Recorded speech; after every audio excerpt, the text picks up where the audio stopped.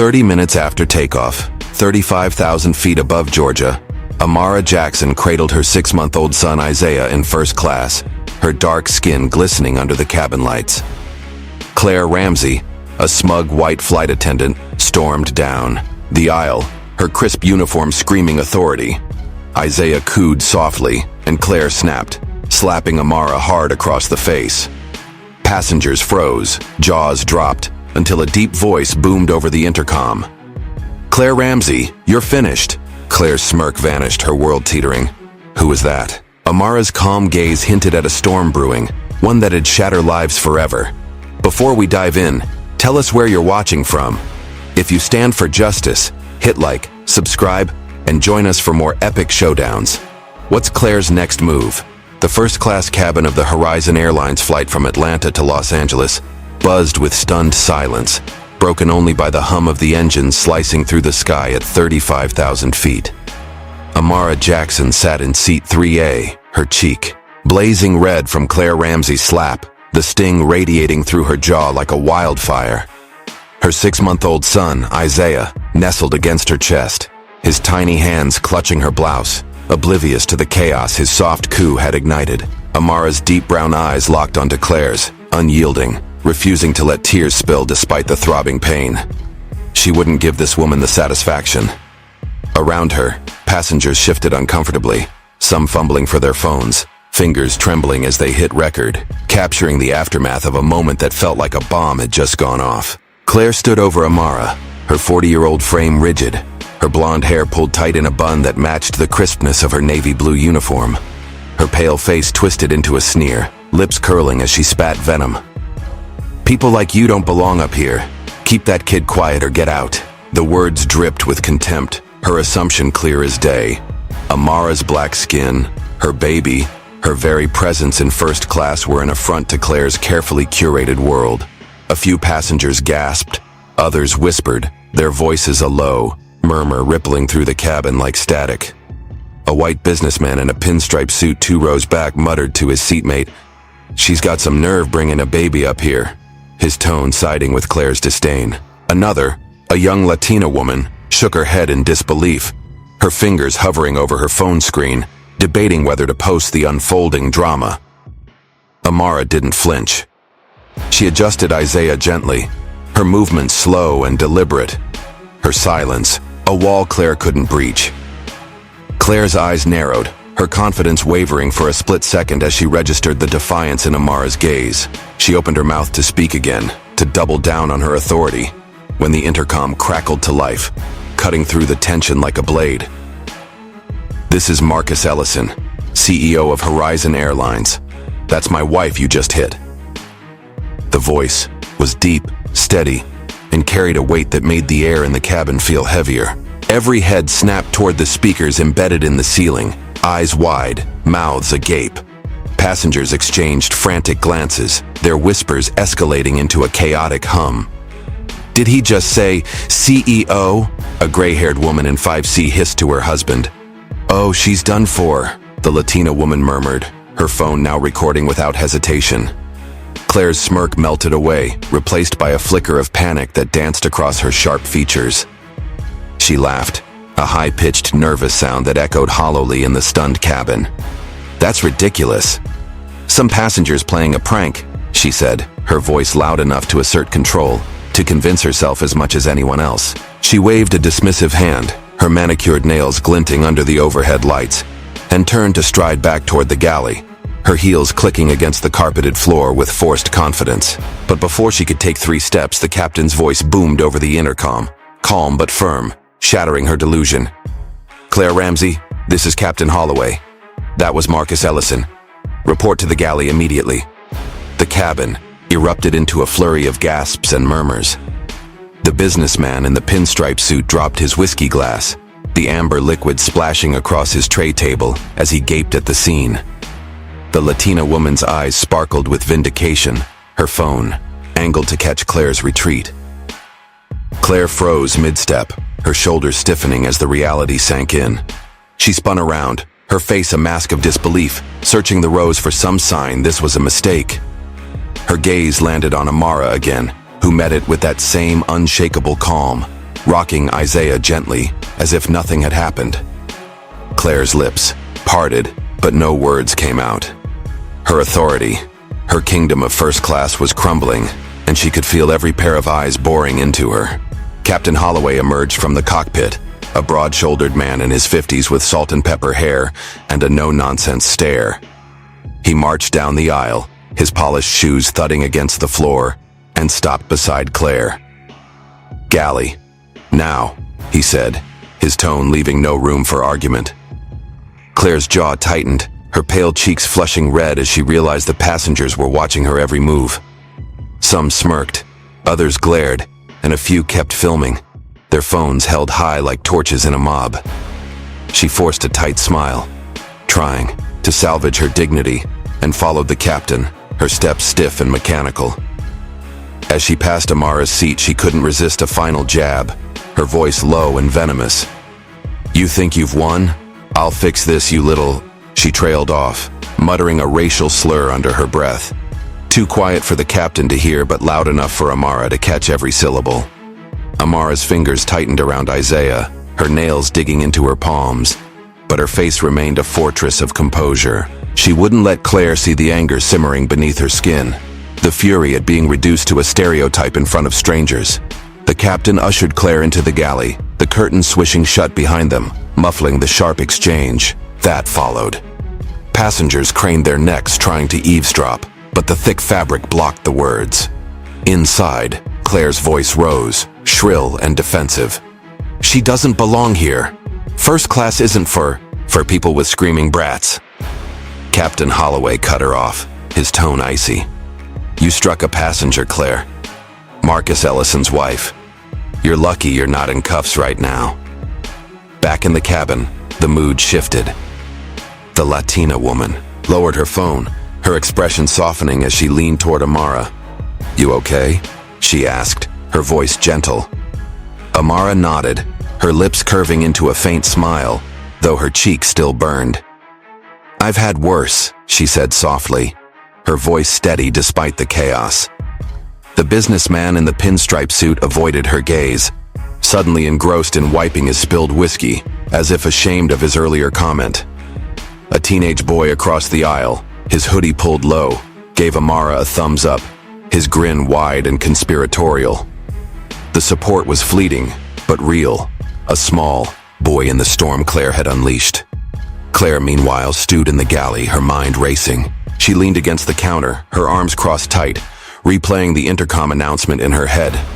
Marcus Ellison, CEO, husband. It didn't add up. How could that woman, with her cheap blouse and squirming kid, be married to the man who owned Horizon Airlines? Claire's worldview, built on rigid lines of who belonged where, cracked under the weight of the truth. She'd assumed Amara was an intruder, a nobody who'd scammed her way into first class. Now the power dynamic had flipped, and Claire hated it. Her fingers twitched toward her phone, tucked in her apron pocket. She'd fight this. She'd turn it around. Suspension, termination. Not if she could help it. The captain stepped out of the galley, leaving Claire alone with her plotting. He returned to the cockpit, his face grim, knowing this was only the beginning.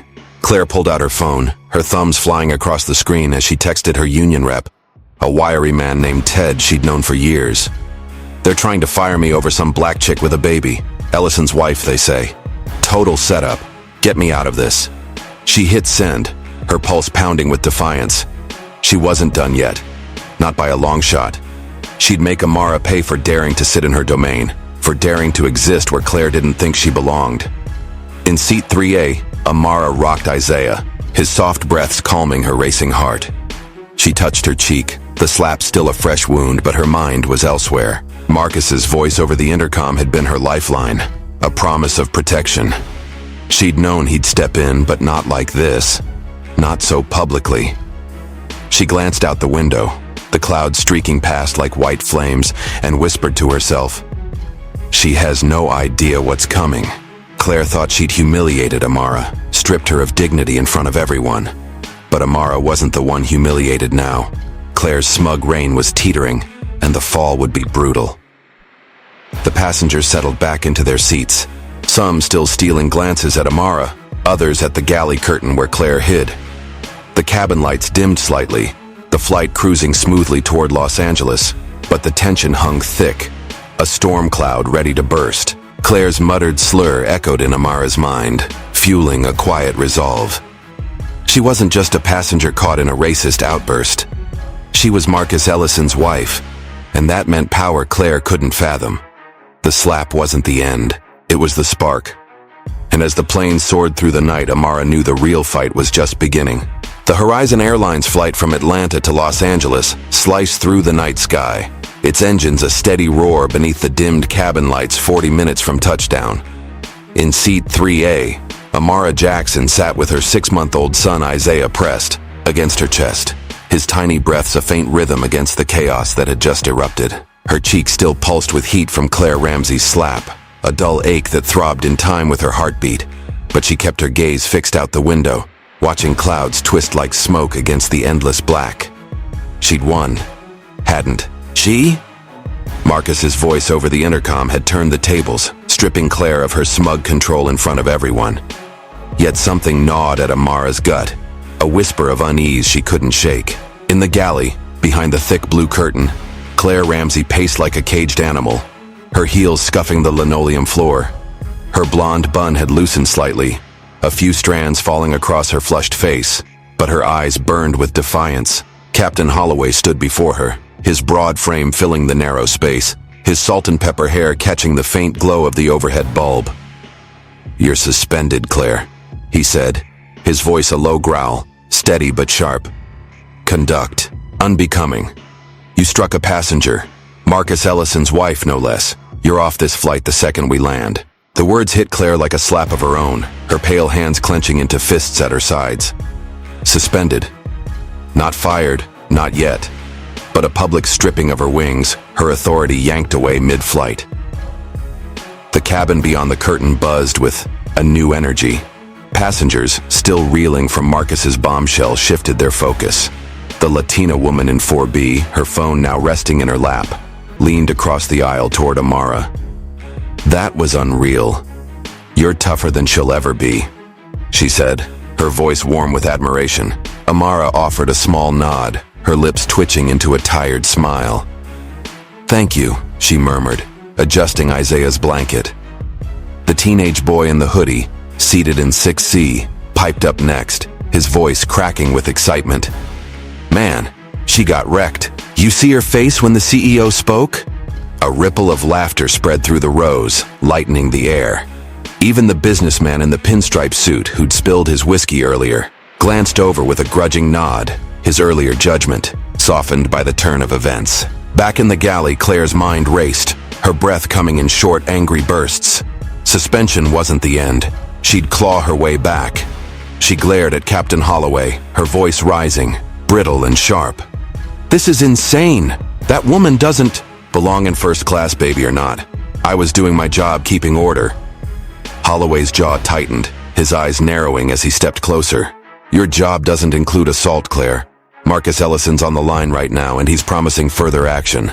You're lucky I'm not locking you in the jump seat." Claire's stomach twisted, but she forced a scoff, her arrogance a flimsy shield. "Further action? He's bluffing. She's just some nobody with a rich husband." The captain didn't respond. He turned, brushing past the curtain, leaving Claire alone with her fury. She yanked her phone from her apron pocket, her fingers trembling as she typed a frantic message to Ted, her union rep. "Suspended mid-flight over that black chick. They're saying she's Ellison's wife. Total setup. Fight this, Ted. I'm not going down." She hit send, her pulse hammering in her ears. She wouldn't let this stand. She'd turn it around, make them see Amara as the intruder, the problem. Her lips curled into a bitter smile.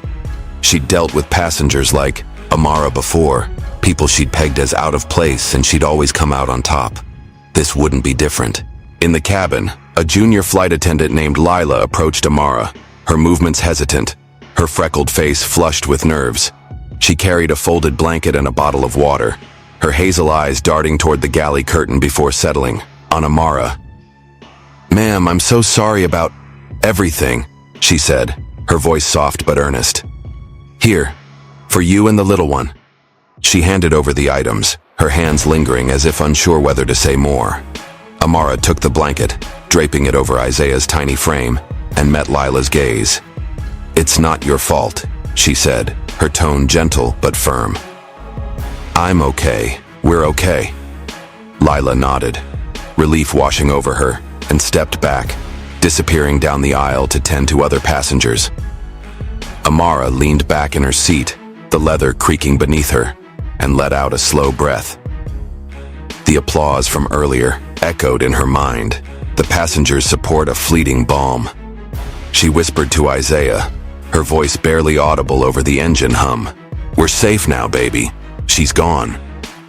The words felt true, a fragile victory settling in her chest.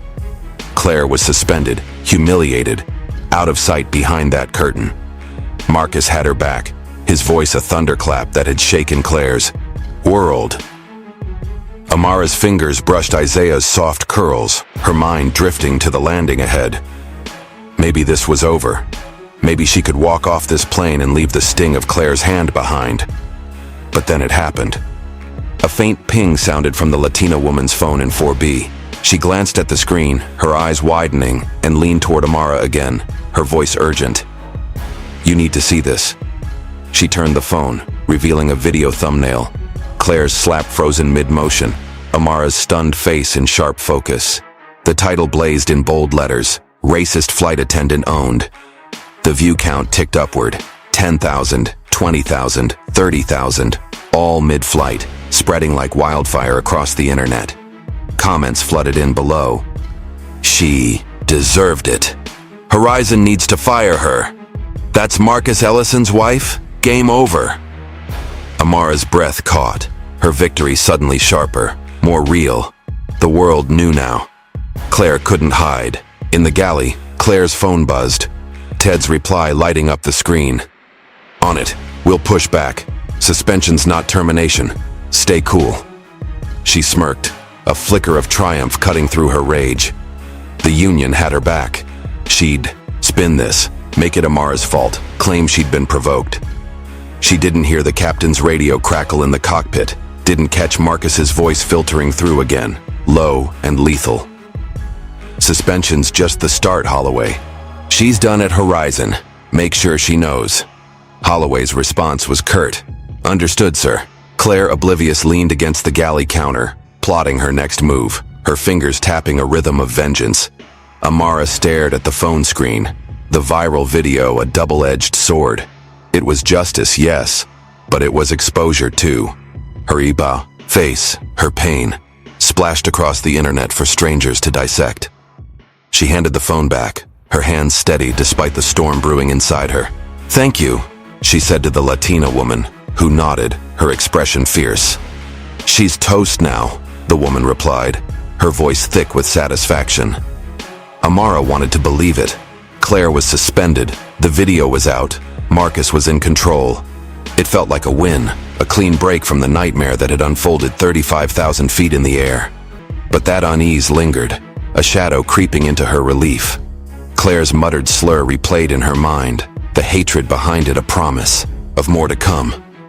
Amara hugged Isaiah closer, his warmth grounding her. She'd survived the slap, the humiliation, and now the world was on her side. Or was it? The plane dipped slightly, turbulence rattling the overhead bins, a jolt that mirrored the uncertainty in her gut. Claire wasn't the type to slink away. Amara knew that much, and as the landing gear hummed faintly in the distance, she couldn't shake the feeling that this false victory was just the calm before a bigger, uglier storm. Hey, you amazing viewers, what do you think? Comment number 1 if you agree Claire's suspension isn't enough, she needs to be fired for good. Or drop a 2 if you think Amara should have fought back right then and there. If you're raging at this injustice like we are, smash that like button, hit subscribe, and turn on notifications so you don't miss the next twist.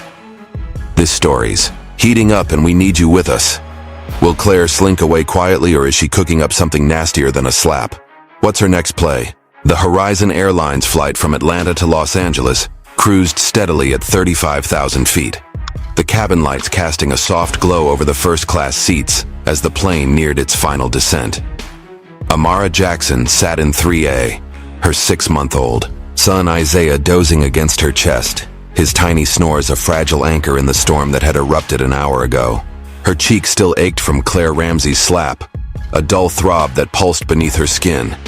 But the warmth of the blanket Lila had given her and the passenger's fleeting support had lulled her into a cautious calm.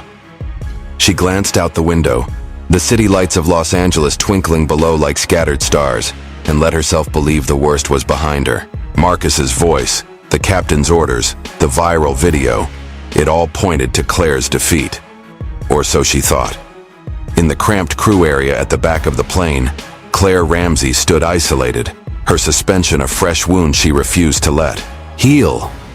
The thick curtain separated her from the passengers' prying eyes, but she could feel their judgment seeping through the fabric, a weight that fueled her fury. Her blonde hair hung loose now, strands clinging to her sweat-dampened forehead, her navy uniform wrinkled from pacing. She clutched her phone, its screen glowing in the dim light, her lifeline to a fight she wasn't ready to lose. Suspension wasn't enough to break her. She turned this around, make them all pay. Starting with Amara. Her fingers flew across the keyboard, crafting a message to Ted, her union rep. But this time it wasn't just a plea for help. It was a weapon. "She provoked me," Claire typed, her thumbs jabbing the screen with venom. "That black chick with the baby was screaming, disrupting everyone. I acted to protect the passengers. Now they're calling me racist? It's reverse racism, Ted. Spin it." She hit send, her lips twisting into a sneer as she imagined the chaos she'd unleash. She'd seen the viral video, her slap plastered, across the internet, but she wasn't about to let it define her. She'd rewrite the story, paint Amara as the villain, the entitled intruder who'd played the race card to ruin a hard-working white woman. Claire leaned against the wall, her breath steadying as she pictured the headlines shifting in her favor. She'd done this before, twisted truths to keep her power intact, and she'd do it again. The plane jolted slightly, a pocket of turbulence, rattling the overhead bins, and Claire's phone buzzed almost instantly. Ted's reply flashed up. "Got it. Posting on X now. We'll flip the narrative. Hang tight." Claire's smirk widened. Ted was fast, ruthless, a bulldog in a cheap suit who'd saved her from disciplinary hearings before. She scrolled to X herself, her heart racing as she typed her own post, her words dripping with calculated victimhood. "Attacked by a disruptive. Passenger in first class today. Baby screaming, mom refusing to cooperate. I acted to keep peace. Now I'm suspended? This is what happens when you enforce rules against the wrong people." She tagged Horizon Airlines, hit post, and watched. The likes trickle in, her chest swelling with defiance. Back in first class, Amara's moment of peace shattered. Lila, the junior attendant, hurried down the aisle, her freckled face pale, her hazel eyes wide with alarm. She stopped beside Amara, clutching her phone like it was a live grenade. "You need to see this," she said, her voice trembling as she thrust the device forward. Amara took it, her fingers brushing Lila's cold ones, and stared at the screen. X was ablaze with Claire's post, already at 500 likes and climbing. Ted's follow-up roared louder. "Claire Ramsey's a hero, targeted by a privileged passenger and her CEO husband. Reverse racism at its finest. Reinstate her now." Below, a flood of replies erupted, each more vicious than the last. Welfare queen snuck into first class. Typical, crying racism to get her way. Horizons caving to the woke. "Mob!" Amara's stomach dropped, her breath catching in her throat. The viral video, racist flight attendant owned, had been her shield, but now it was cracking. She scrolled further, her eyes stinging as racist trolls piled on. There, words a barrage of hate aimed straight at her. "Go back to the projects where you belong," one wrote. "Bet she's never worked a day in her life," another spat. Threats followed, sharp and personal. "Watch your back, lady. Someone needs to shut her up for good." Amara's hands shook, the phone slipping slightly as she handed it back to Lila. "They're lying," she whispered, her voice tight, her calm fracturing under the weight of the onslaught. Lila's face crumpled, her voice barely audible over the engine hum.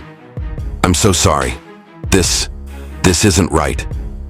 She glanced toward the crew area, where Claire lurked unseen, and Amara followed her gaze. She couldn't see Claire, but she could feel her, a shadow gloating in the darkness. The passengers around her shifted, their earlier support wavering. The Latina woman in 4B frowned at her own phone, muttering, "This can't be true, can it?" The teenage boy in 6C, once grinning, now scrolled silently, his thumbs hovering as if unsure what to believe. The businessman in the pinstripe suit snorted, his skepticism returning. "Maybe she did push her too far," he grumbled, loud enough for Amara to hear. The cabin's unity splintered, doubt creeping in like fog. Amara hugged Isaiah closer, his warmth a lifeline as her mind raced. Claire wasn't done. Suspension hadn't silenced her. It had lit a fuse. Amara's false victory, that fleeting moment of safety, dissolved into a new nightmare. She pulled out her own phone, her fingers steady, despite the panic clawing at her chest, and dialed Marcus. His voice answered on the first ring, deep and urgent. "Amara, you okay? I saw the video. She's suspended, but..." "It's worse now," Amara cut in, her words rushing out. "She's lying online, Marcus, saying I attacked her.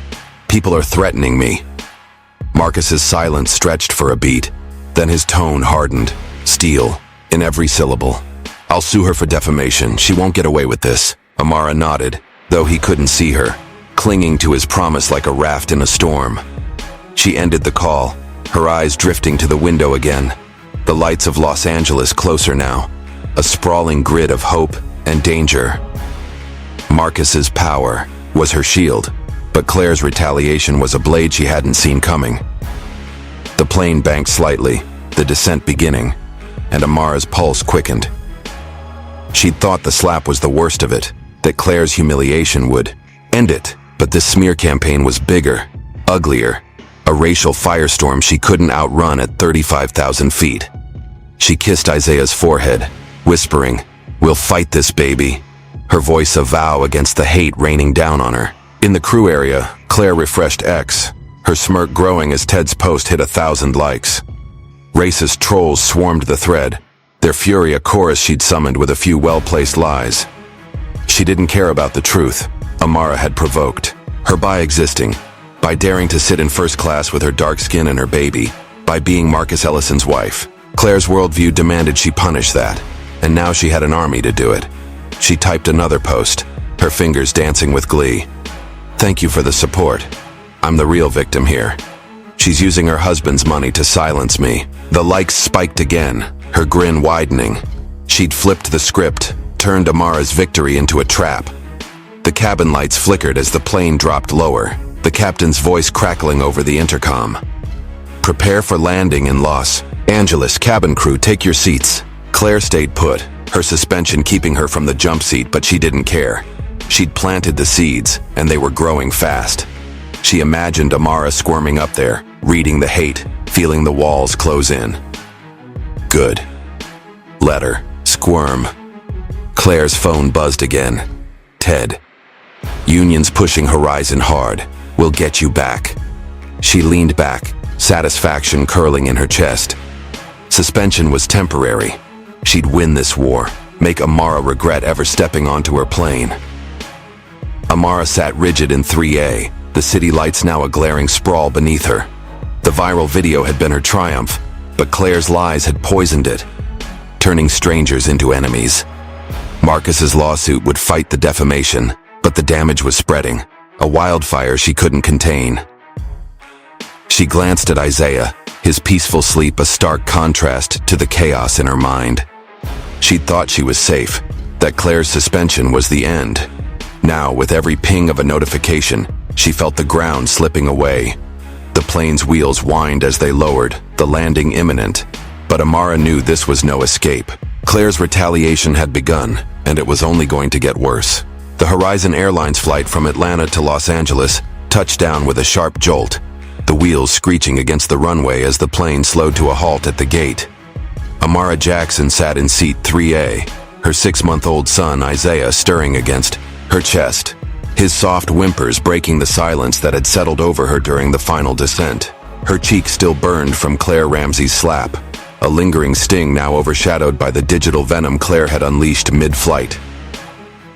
Amara's phone rested in her lap, its screen dark but heavy with the weight of the racist threats and lies she'd glimpsed before takeoff. She adjusted Isaiah's blanket, her fingers trembling slightly, and took a deep breath. The plane was her battlefield, but the terminal ahead promised safety. Marcus was waiting. She'd walk off this nightmare and leave Claire's hate behind. That's what she told herself. The cabin lights brightened, and passengers unbuckled their seatbelts, stretching and gathering their belongings with the casual ease of people untouched by the storm Amara had endured. The Latina woman in 4B offered a sympathetic nod as she stood, her phone tucked away, while the teenage boy in 6C flashed a quick grin, his hoodie shadowing his face. The businessman in the pinstripe suit avoided her gaze entirely, his earlier doubt hardened into indifference as he tugged his briefcase from the overhead bin. Amara rose slowly, her legs stiff from hours of tension, and hoisted her small diaper bag over her shoulder. She cradled Isaiah, his warmth steadying her, and stepped into the aisle. The jet bridge ahead, a tunnel to freedom. Claire Ramsey, confined to the crew area, watched from behind the galley curtain as passengers filed out. Her blonde hair hung in disarray, her uniform crumpled, but her pale eyes glinted with a vicious satisfaction. Suspension hadn't broken her, it had sharpened her edge. Her phone buzzed incessantly, X notifications piling up as her smear campaign gained traction. Ted's latest text glowed on the screen. Supporters are rallying at LAX, show them. You're the victim. We've got this. Claire's lips curled into a grin.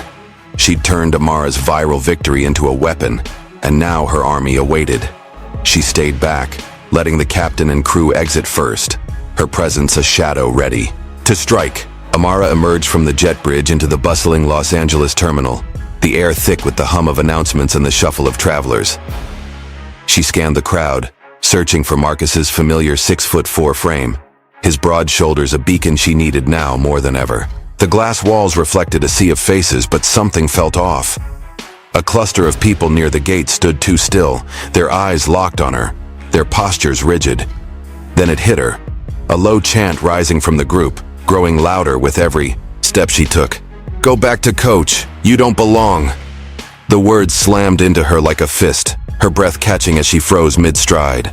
The mob surged forward, a dozen strong, their faces twisted with rage Claire's lies had stoked. Men in trucker hats and women clutching purses waved handmade signs. Justice for Claire. No special treatment. Their voices overlapped. A cacophony of hate fueled by X-posts and Ted's rallying cries. She attacked a worker, a burly man bellowed, his beard flecked with spit. Welfare trash in first class, a woman shrieked, her blonde curls bouncing as she jabbed a finger at Amara. Cameras flashed, not from passengers now, but from the mob, their phones aimed to capture Amara's every flinch. Security guards, two lanky men in gray uniforms, rushed toward her. But the crowd pressed closer, their shouts drowning out the guards' calls to disperse. Amara clutched Isaiah tighter, his whimpers turning to cries as the noise engulfed them. Her heart pounded, her eyes darting for an escape. But the mob circled like wolves. You think you're better than us? A man in a red cap snarled, stepping within arm's reach. Amara's voice shook as she spoke, steady despite the fear clawing her throat. Back off, I'm just trying to leave. Her defiance only inflamed them, the chants morphing into slurs she'd seen online but never faced so raw, so close. Go back where you came from, they roared, their hatred a wall she couldn't breach. Claire emerged from the jet bridge then, escorted by a third security guard, her head high, her smirk barely concealed. She stayed at a distance, her arms crossed, watching the chaos unfold like a conductor admiring her orchestra. The mob spotted her, their cheers shifting to her defense. Claire's the real hero, a woman yelled, waving her sign high. Claire nodded subtly, her eyes locking with Amara's across the terminal, a silent taunt. I did this. She'd turned, suspension into a rallying cry, her lies igniting a firestorm Amara hadn't seen coming. The guards pushed through, forming a flimsy barrier around Amara, but the crowd's fury didn't relent, their phones still rolling, live streaming her, humiliation. Then Marcus arrived. His towering figure cut through the terminal like a blade, his dark suit stark against the chaos. His deep voice boomed, a thunderclap that silenced the mob for a split second. "Get away from my wife. Now."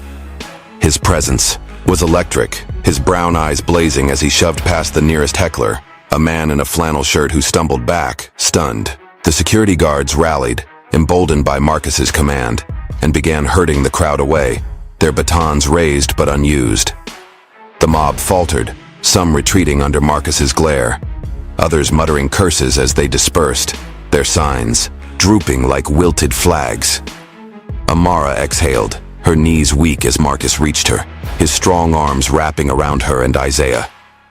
"I've got you," he said, his voice low, fierce with protection. She leaned into him, her cheek pressed against his chest, the mob's echoes fading as his heartbeat steadied her. The terminal buzzed around them, travelers gawking, but Marcus's power carved a bubble of safety she clung to. He turned to Claire, who stood 50 feet away, her smirk faltering as she met his gaze. "You're fired," he declared, his words cutting through the air like a guillotine. "Effective immediately. No appeal. You're done at Horizon." Claire's face twisted, her pale skin flushing crimson as she stepped forward, her voice shrill with disbelief. "You can't do this. I've got rights. The union." Marcus cut her off, his tone icy. "Assaulting my wife? Smearing her online? You've got nothing. Get out of my airport." The security guard beside Claire grabbed her arm, pulling her back as she screamed, "This isn't over. You'll pay for this." Her threats echoed, hollow against Marcus's authority, but her eyes burned with a promise of vengeance. She jerked free, storming toward the exit, her heels clacking a furious rhythm. Amara watched her go, Marcus's arm a shield around her shoulders. The mob was gone, scattered by security, their cameras stilled. She felt a flicker of triumph, a near wind pulsing through her veins. Claire was fired, not just suspended. Marcus had crushed her in front of everyone. Isaiah quieted, his cries easing as Amara rocked him gently, her breath steadying. "We're okay now," she whispered, more to herself than him, her voice soft against the terminal's clamor. She looked up at Marcus, his jaw set, his eyes scanning the crowd for any lingering threat. He'd saved her, turned the ambush into a rout. She believed it was over. But as they moved toward the baggage claim, a chill crept up her spine. Claire's parting scream lingered in her ears, a vow that didn't feel empty. The terminal's glass walls reflected their figures, Marcus towering, Amara cradling Isaiah. But beyond them, a shadow shifted. A man in a gray hoodie lingered, near the exit, his phone pressed to his ear, his eyes tracking Claire's retreat. Amara didn't notice him, her focus on Marcus, on the safety he promised. But the man nodded once, slipping outside as Claire vanished into the crowd. The ambush, it failed, but Claire's war hadn't ended. She'd lost her job, her power stripped bare, yet her smirk as she'd left hinted at something darker brewing. Amara stepped closer to Marcus, her diaper bag bumping against her hip, the weight of the day pressing down. The terminal hummed, with normalcy now, travelers oblivious to the battle she'd just survived. She'd escaped the mob, Claire's firing a victory she could taste, but that chill wouldn't fade. Marcus squeezed her shoulder, his voice a low rumble. "She's gone, Amara. We'll handle the rest." She nodded, wanting to believe him, but her gut whispered a warning. The plane had landed, but the ground beneath her felt unsteady, a battlefield shifting beneath her feet. The Los Angeles airport terminal faded into a blur as Amara Jackson stepped into the security office 2 hours after landing, her 6-month-old son Isaiah still cradled against her chest. The glass walls of the cramped room reflected her exhausted face, her cheek bruised from Claire Ramsey's slap, now a mottled purple under the harsh fluorescent lights. Marcus Ellison, her towering husband and Horizon Airline's CEO, stood beside her, his dark suit rumpled from shoving through the mob that had ambushed them at the gate. His deep voice rumbled with controlled fury as he spoke to a security guard, demanding an escort to their car. Amara's heart still raced from the chaos, but Marcus's firing of Claire had felt like a lifeline. She'd escaped the terminal's hate-filled gauntlet, and now